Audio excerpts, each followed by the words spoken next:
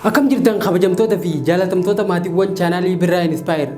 Arraan tana waa'ee fayyaa sammuu keenyaa ilaalchisee viidiyoo tokko isinii qabadhee dhufeetiin jira. Hanga dhuma viidiyoo kanatti na faana tura. Kanneen haaraa taatan subscribe godhaa. Maatiiwwan chaanaalichaa ammoo like fi share godhuu hin dagatinaa.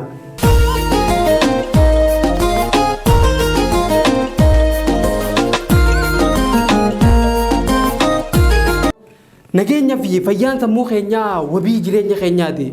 Nageenyi sammuu furmaata waa maraati. Sammuun keenya waan gaarii fi waan hamaa hunda akka danda'u godhuu qabna. Rakkoo hamaa keessa yoo jiraannellee qormaata nutti dhufe hunda akka barumsatti irraa barachaa keessa dabruun barbaachisaadha. Ilmi namaa harka, miila, ijaa fi gurra malee jiraachuu ni danda'a. Garuu sammuu malee jiraachuu hin danda'u. Jireenya keenya keessatti waan nuti hin eeginii fi wanni hamaan nuti hin barbaanne nu mudachuu mala. Yeroo akkasii sammuu keenya humnaa ol rakkisuu osoo hin taane rakkina mudatee fudhannee furmaata itti barbaaduutu fayyaa sammuu keenyaatiif barbaachisaadha. Balaan gurguddoo yeroo nuti yaadinitti yoo nu mudatellee akka faayidaa nuuf qabutti jijjiiruu qabna malee akka nu miidhan hayyamuu hin qabnu. Wanta yoomillee jijjiiruu hin dandeenye tokko irra deddeebinee ofii rakkisuudhaan sammuu keenya jeeqamee humnaa ol akka yaadu godhuun sammuun keenya humna ittiin baatu dhabee jireenya keenya sammaachaa dhufa. Sammuun keenya itti gaafatamaa qaama keenya guutuu waan ta'eef yoo inni dhukkubsate qaamni guutuun fayyaa ta'uu hin danda'u. Nageenyi sammuu keenyaa wabii jireenya keenyatii fi madda gammachuu teenyaati. Namni nageenyi sammuu isatti dhaga'amu jireenyi isaa guutuun nagaya ta'a. Qabeenya fi beekumsinis ta'ee wantoonni biraa hedduun sammuu fayyaa boodan kan dhufuu danda'anidha. Waa hunda dursinee sammuu teenya tajaajiluun dirqama. Namoota waliin dhiisiti matuma keenya waliinuu nagayaan jiraachuuf sammuu nagayaa fi fayyaa ta'uun yeroo mara mo'ataa ta'anii akka jiraachuu dandeenyuuf shoora guddaa taphata.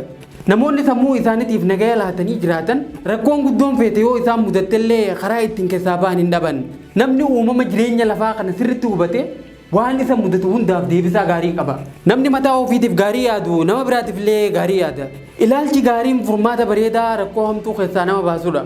Ilmi namaa waan hojjetu hunda bareechee waan gaarii qofa yoo yaade nageenya sammuu isaa eeguu ni danda'a.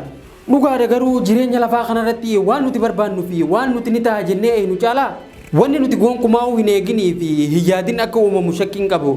Wanni nama tokkorra gahee nama birarras akka gahuu danda'u yaaduun barbaachisaadha.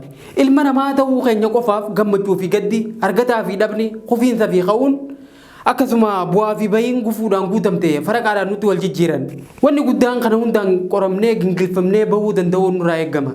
Rabbiin sammuu bal'aa ajaa'ibaa kana wanni nuu kenneef qilleensuma dhufe hundaan akka fuudhamnuuf osoo hin taane beekumsaa fi ogummaadhaan rakkoo hiinee barumsa irraa fudhannee akka daabaa yookaan warqitti ibiddaan qoramnee akka qulqulleessinee baanuufi. Kanaafuu kennaa rabbii guddaa kan ta'e sammuu keenya kana yaada bareedaadhaa fi ilaalcha gaariidhaan haa itti fayyadamnu. Egaa obboleeyyan kennaa guddaa kana buufata waan gaarii godhuudhaan waanuma shokomsu hundaaf akka rifannetti deddeebifnee ijaaruun dirqama keenya. Yeroo mara sammuun keenya nageenya amansiisaa argachuu qaba. Namoonni tokko tokko sababuma hundaan of rakkisan.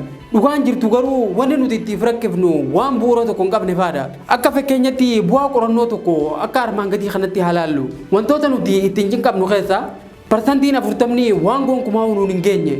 Parsantiin 30 waan dabree fi humaa jijjiiruu hin dandeenye. Parsantiin 12 waan namoonni waa'ee keenyarraa dubbatan. Parsantiin 10 waa'ee fayyaa keenyaati. Parsantiin 8 immoo waan sirriitti nu yaachisuu qabudha.